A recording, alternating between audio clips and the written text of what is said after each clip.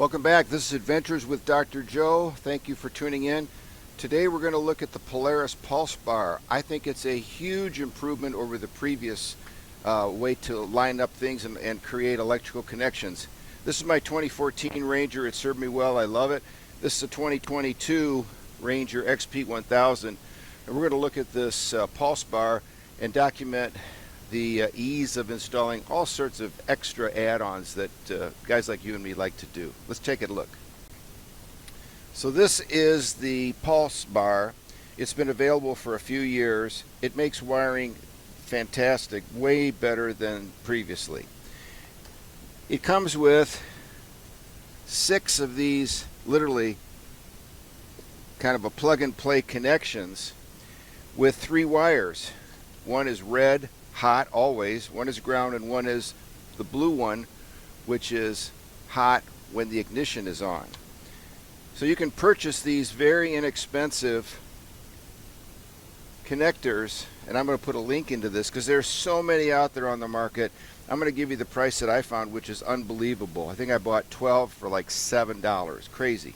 Once you've made your connections to these literal plug-and-play devices, you line it up and you put it in, and it's that easy. And again, red hot all the time, black ground, blue on when the ignition is on. So some really nice features there. This Pulse Bar has a direct connection to the battery. In the back here are the 2 very large diameter cables. One is power and one is ground. There is also this smaller wire which powers the on when the ignition is on lines. Beneath this is a fuse, a 40 amp fuse, so it's quite robust, and I think you can have up to 40 amps drawing out of this bank of plugs, which is quite considerable. And again, you can purchase these either wired, which I prefer, or unwired, and you can directly wire into these if you want. But now with these really nice waterproof ink shrink solder connections that we're going to talk about, these things are great and make it super easy. So let's take a look at what this replaced. Let's look at the old Ranger and compare and contrast these. So this is the previous type of connections. We had the switched here, always on, ground, always on.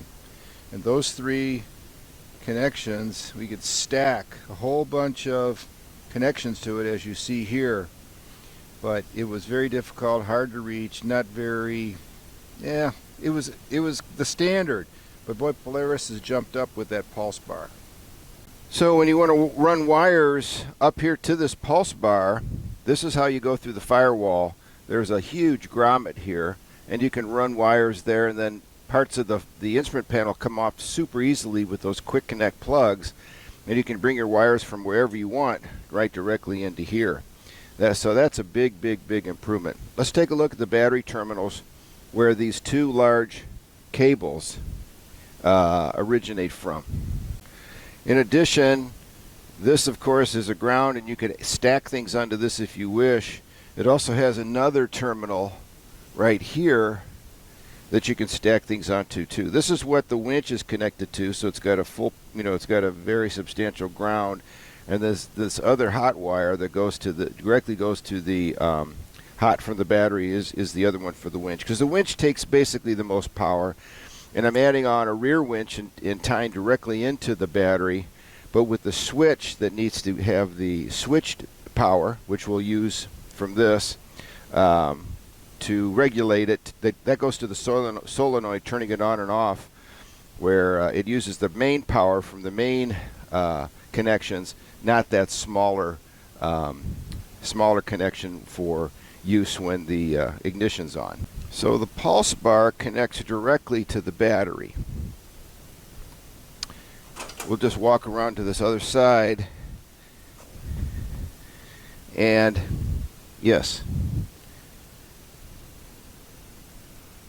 So this cable, this is to a winch. This cable, this main power, is shared. One going to basically one going to the bar, which is this, and then this is the shared ground, one other one going up to the pulse bar too. So they directly connect to the battery. So again, that's a quick overview of the Polaris Pulse Bar, which is a great advantage, a great improvement. And you can purchase these connectors to do all your wiring for all of your add-ons that I certainly like to do, and I'm sure you do as well, and just making the wiring infinitely better. Again, if you use a high demand add-on such as a rear winch, that needs direct connection to the battery, but then the switched relay can come from to the blue line, because you've got the opportunity to have 5 additional basically with switched on only systems, so you can't turn it on if the engine's not running, which is a protection. So thank you for watching. Again, hats off to Polaris for the Pulse Bar. It's a really great improvement. I'll have a link to these quick connections, and I think you're going to find these things are really wonderful and very inexpensive. And again, consider subscribing Adventures with Dr. Joe. Click like, it helps the channel a great deal. And if there are any comments, I appreciate those, good, bad. I try to respond to every one. Thank you very much.